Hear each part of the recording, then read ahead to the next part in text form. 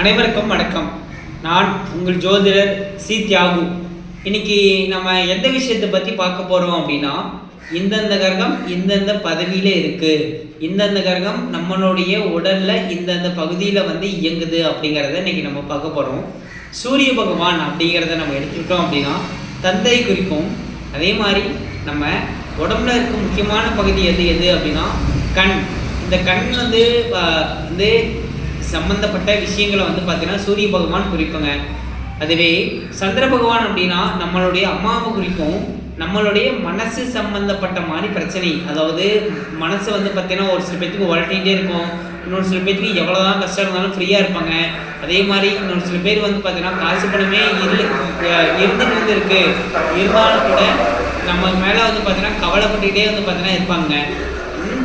அதே மாதிரி செவ்வாய் பகவான் உட்காந்துருந்தாங்க அப்படின்னா நம்மளுடைய இளைய சகோதரத்தை குறிக்குது. உடம்புல இரத்த சம்பந்தப்பட்டமான பிரச்சனையை நமக்கு குறிக்குது. புதன் பகவான் உட்காந்துருந்தாங்க அப்படின்னா தாய் மாமனை பார்த்தீங்கன்னா குறிக்குது.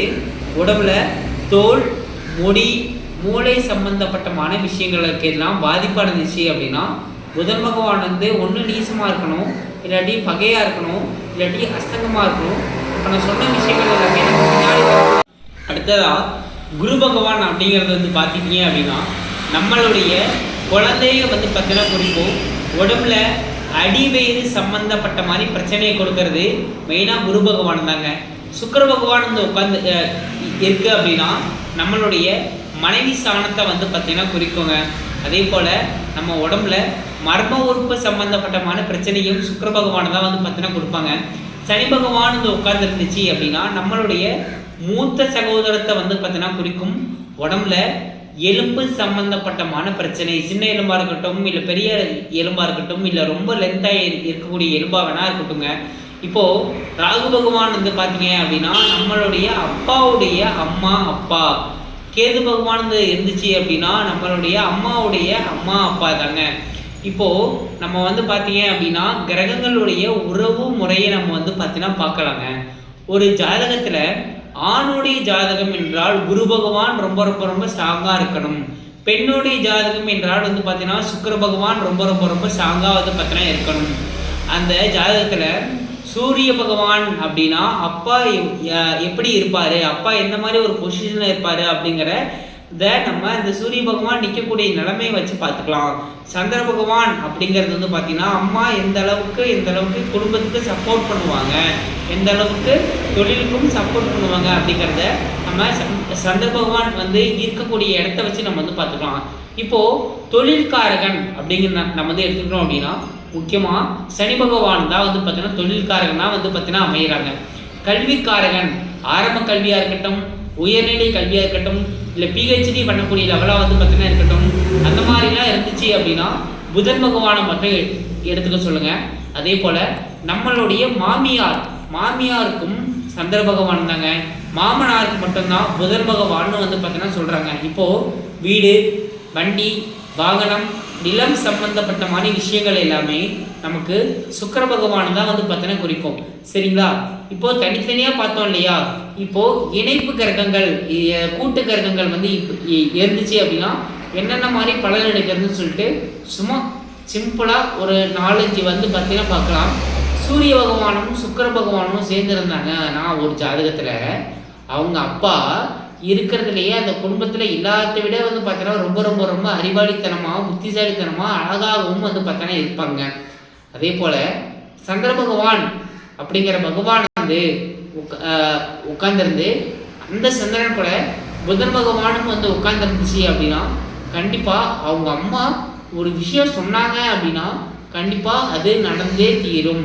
இல்லை மனசுக்குள்ளே நினச்சாங்க அப்படின்னா கண்டிப்பாக அந்த ஒரு விஷயங்கிறது அவங்களுக்கு பார்த்தீங்கன்னா நடந்தே தீரும். இப்போது புதன் பகவான் தான் தாய் மாமன் சொல்லியிருப்போம். அந்த புதன் பகவான் செவ்வாய் கூட பார்த்தீங்கன்னா போயிட்டு உட்காந்துருக்காங்க அப்படின்னா கண்டிப்பாக அவங்களுடைய தாய் மாமா முன் கோபக்காரங்களாக பார்த்தீங்கன்னா இருப்பாங்க அப்படின்னு நம்ம எடுத்துக்கலாங்க. சுக்கிர பகவானும் புதன் பகவானும் இணைஞ்சு இருந்தாங்க அப்படின்னா ஒரு ஆணோட ஜாதகத்தில் சுக்கிர பகவானுங்கிறது பார்த்தீங்கன்னா மனைவி ஸ்தானம். அந்த ஒரு மனைவி ஸ்தானமும் ப்ளஸ் புதன் பகவான் இணைஞ்சிருந்தாங்க அப்படின்னா அவங்களுடைய மனைவி படிப்பறிவு இல்லை அப்படின்னாலும் சரி, அவங்கள்ட்ட இருக்கக்கூடிய திறமை மூலியமாவோ தன்னம்பிக்கை மூலியமாவோ அவங்களோட வாழ்க்கையில எப்படியாவது முட்டி மோதி கஷ்டப்பட்டாவது வாழ்க்கையில முன்னேறி வந்துடுவாங்க அப்படிங்கிறத நம்ம எடுத்துக்கலாம். இப்போ குரு பகவானும் சனி பகவானும் செவ்வாய் பகவானும் உட்கார்ந்து இருந்துச்சு அப்படின்னா கண்டிப்பா அந்த ஜாதகர் முன்கோபக்காரங்களா யோசிக்காம எந்த ஒரு விஷயத்திலையும் செயல்படுவாங்க அப்படிங்கிறத நம்ம எடுத்துக்கலாங்க. இப்போ ஒரு ஜாதகத்துக்கு தொழில் சாணங்கிறத பார்க்கணும் அப்படின்னா சனி பகவானுக்கும் புதன் பகவானுக்கும் எந்த அளவுக்கு டிஃபரன்சியேஷன் இருக்கு அப்படிங்கிறத நம்ம பார்த்துக்கணும். இப்போ அதே மாதிரி சனி பகவானும் புதன் பகவானும் ஒரு ஜாதகத்தில் சேர்ந்துருந்துச்சு அப்படின்னா கண்டிப்பா அவங்க சுயதொழில் மூலியமா வாழ்க்கையே பெரிய லெவலில் தான் வெற்றி பெறுவாங்க அப்படிங்கிறத நம்ம பார்த்தீங்க அப்படின்னா எடுத்துக்கலாம். ராகு கேதுக்கு பார்த்தீங்க அப்படின்னா பெரிய லெவலில் எதுவுமே சொல்லலை.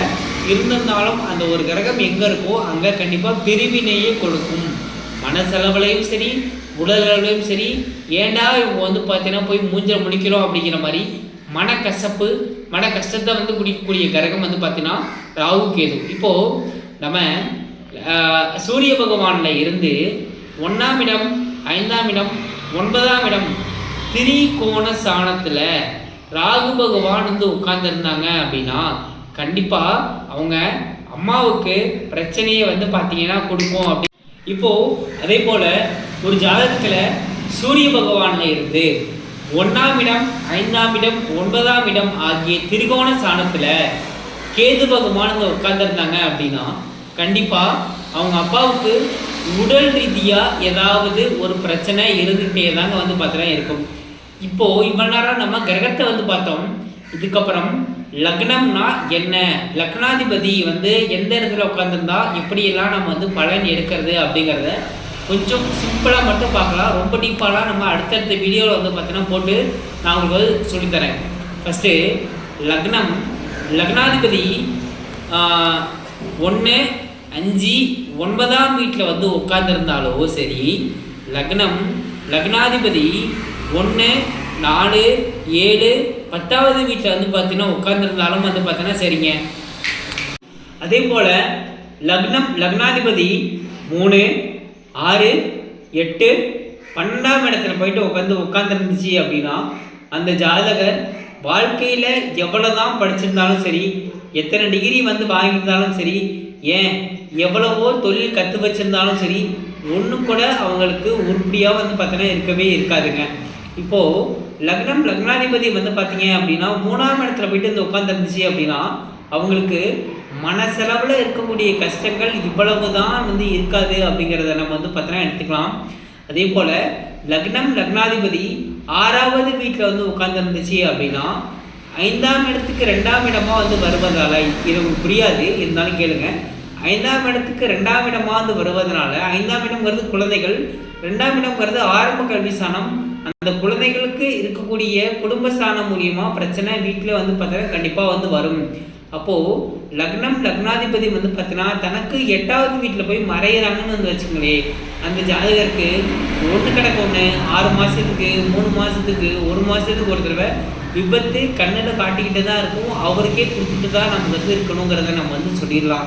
அதே போல் லக்னாதிபதியும் 12வது வீட்டில் போயிட்டு உட்காந்துருக்கு அப்படின்னா காசு பணம் வருதோ இல்லையோ அதுக்கு 2-3 மடங்காக நமக்கு விரயம்ங்கிறது பார்த்தீங்கன்னா கண்டிப்பாக இருந்துட்டு தான் பார்த்தீங்கன்னா இருக்கும் அப்படிங்கிற மாதிரி தான் இருக்குது. சரிப்பா, இப்போது 3, 6, 8, 12ஆம் இடத்துல போயிட்டு நமக்கு உட்காந்துருந்துச்சுப்பா, இந்த உட்காந்துருந்தா எதுவும் பரிகாரங்கள்லாம் எதுவும் இல்லையா அப்படின்னு நீங்கள் கேட்கலாம். கண்டிப்பாக இருக்குது. என்ன பண்ணுறீங்க அப்படின்னா பௌர்ணமி அன்னைக்கு திருவண்ணாமலை கிரிவலத்துக்கு நீங்கள் கலந்துக்கிட்டீங்க அப்படின்னா, திருவண்ணாமலையில் கிரிவலம் சுற்றி வந்தீங்க அப்படின்னா உங்களுக்கு இருக்கக்கூடிய லக்னாதிபதியும் 3, 6, 8, 12ஆம் வீட்டில் மறைஞ்சிருந்தாலும் சரி ஸ்ட்ராங்காக ஆகிறதுக்கான வாய்ப்பு அம்சங்கிறது ரொம்பவே பார்த்தீங்கன்னா அதிகமாக இருக்குது. எனக்கு இப்போ இருக்கிற குடும்ப பிரச்சனைக்கு, எனக்கு இப்போ இருக்கிற உடல் பிரச்சனைக்கு, எனக்கு இப்போ இருக்கிற காசு பணம் பிரச்சனைக்கு என்னால் திருவண்ணாமலைக்குள்ள போக முடியாது தம்பி அப்படின்னா ஒன்றும் பண்ண வேணாம். நம்ம ஊரில் இருக்க இல்லையா சிவன் கோவில், அந்த சிவன் கோவிலுக்கு நீங்கள் பிரதோஷத்தன்னைக்கு அன்னதானம் பண்ணுங்கள். எவ்வளவுக்கு எவ்வளோ அன்னதானம் பண்ணுறீங்களோ அவ்வளவுக்கு அவ்வளோ உங்களோட வாழ்க்கையில் பார்த்தீங்கன்னா நல்லாயிருக்கும். என்கிட்ட அன்னதானம் பண்ணுற லெவலுக்கெலாம் காசு பணம் இல்லை, நான் ஒரு நாளைக்கு 3 வேளை கஞ்சி கொடுக்குறதே ஒரு பெரிய பாடம் தான் நமக்கு வந்து இருக்குது அப்படின்னு நீங்கள் சொன்னீங்க அப்படின்னா, கண்டிப்பாக வந்து பார்த்தீங்க உங்களால் ஒரு பொட்டுக்கடையில் வாங்க முடியல, உங்களால் ஒரு நாட்டு சர்க்கரை வாங்க முடியல, அப்படி அந்த பொட்டுக்கடையில் நாட்டு சர்க்கரை மிக்ஸ் பண்ணி கொடுக்க உங்களுடைய லக்னமும் லக்னாதிபதியும் வந்து பார்த்தீங்கன்னா நமக்கு ஸ்ட்ராங்காகும். இப்போது இன்றைய காணொலியில் அவ்வளோதாங்க. அடுத்தடுத்து வரக்கூடிய காணொலியில் உங்களுக்கு நான் இன்னும் தெளிவாக அருமையாக நான் வந்து சொல்லித்தரேன். நாம் வீழ்வது தவறல்ல, வீழ்ந்தே கிடப்பது தான் தவறு என்று கூறி விடைபெறுகிறேன். நன்றி, வணக்கம்.